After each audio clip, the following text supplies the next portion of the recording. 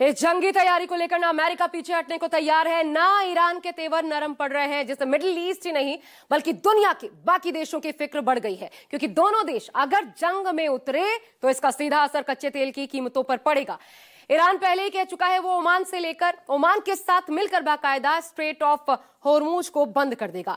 समंदर के इसी रास्ते से 20% कच्चे तेल की सप्लाई होती है और ऐसा होने से कच्चे तेल की कीमतों में जबरदस्त उछाल आ सकता है।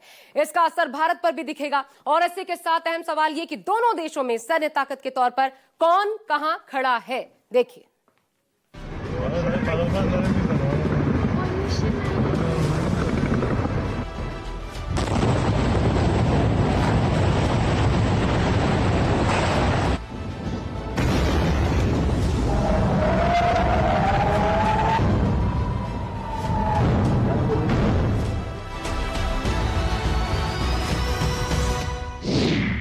ایران پر میسایل गिरेगी तो दुनिया पर क्या असर होगा؟ دو نیروی زمینی سپاه و ارتش که در مأموریت‌ها خیلی به هم نزدیک هستند، در مأموریت‌های دفاع از مرزهای کشور عزیزمون، دفاع از استقلال و تمامیت ارضی کشور، دفاع از نظام مقدس جمهوری اسلامی ایران، هرچی این هم‌افزایی‌ها و تعاملات بیشتر باشه.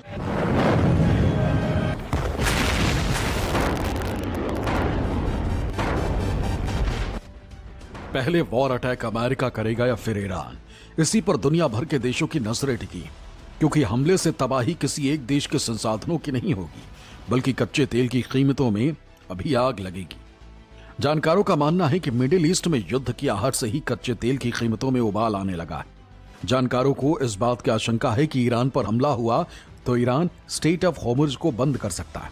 इससे दुनिया भर में पेट्रोल डीजल की किल्लत हो सकती है। क्योंकि 33 किलोमीटर चौड़े स्ट्रेट ऑफ होर्मुज को वैश्विक अर्थव्यवस्था की गले की नस कहा जाता है। ईरान और ओमान के बीच स्थित स्ट्रेट ऑफ होर्मुज दुनिया का सबसे महत्वपूर्ण ऑयल चेक पॉइंट, दुनिया के कुल तेल व्यापार का लगभग 20% और भारत की जरूरतों का एक बड़ा हिस्सा इसी सकरे रास्ते से होकर गुजरता है। चिंता इसलिए भी है कि ईरान ने पहले भी कई बार चेतावनी दी है कि अगर उस पर हमला हुआ तो वो इस रास्ते को ब्लॉक कर देगा। अगर ऐसा होता है तो सऊदी अरब, इराक और यूएई जैसे बड़े उत्पादकों का तेल बाजार तक नहीं पहुंच पाएगा। ऐसे में होर्मुज जलमार्ग के बंद होने से कच्चे तेल की कीमतें तेजी से बढ़ेंगी। जानकारों का मानना है कि कीमतें 120 से $150 प्रति बैरल को पार कर सकती हैं। जहां तक भारत का सवाल है, जब ये जंग होती है अमेरिका और ईरान के बीच, तो हिंदुस्तान का जो बहुत बड़ा हमने इन्वेस्टमेंट कर रखा है चाबहार पोर्ट में, वो इंस्टॉल होता हुआ दिख रहा। हमारा जो नॉर्थ साउथ कॉरिडोर, जिसके तहत हम central Asia Republic, Afghanistan, middle east और यूरोप में अपनी पहुंच बनाना चाहते थे, जिसमें हिंदुस्तान ने बहुत बड़ा एक्सपेंडिचर किया हुआ, वो रुकता हुआ दिख रहा, उसमें डिले होता हुआ दिख रहा है। यहां पे हिंदुस्तान इफेक्टेड होता। और हमारी जो ट्रेड रिलेशन है ईरान से, वो भी देखिए आगे आने वाले दिनों में रुक जाएंगे अगर इस तरीके की व्यवस्था रही है और इसी तरीका टसल ईरान और अमेरिका के बीच में रहा। तो हिंदुस्तान तो यही चाहेगा कि यह युद्ध ना हो। भारत अपनी जरूरतों का 85% कच्चा तेल आयात करता है। इसका एक बड़ा हिस्सा मिडिल ईस्ट के देशों से आता है।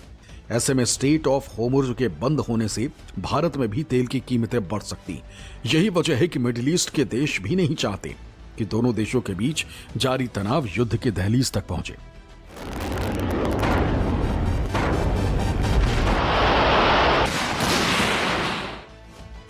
अब सवाल ये कि जंग शुरू हुई तो कौन कहां ठहरेगा? क्या ईरान लंबे समय तक अमेरिका का हमला झेलने की स्थिति में है? माना जाता है कि ईरान के पास मिसाइलों का तो बड़ा जखीरा है, लेकिन उसके लड़ाकू विमान ज्यादा ऑपरेशनल नहीं रहे। हालांकि दोनों की सैन्य शक्ति की तुलना करें तो सैन्य शक्ति के मामले में अमेरिकी सेना पहले नंबर पर है, जबकि इस मामले में ईरान 16वें नंबर पर आता है।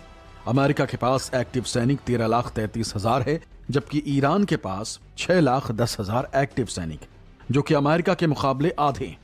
अमेरिका के पास 1791 लड़ाकू विमान है।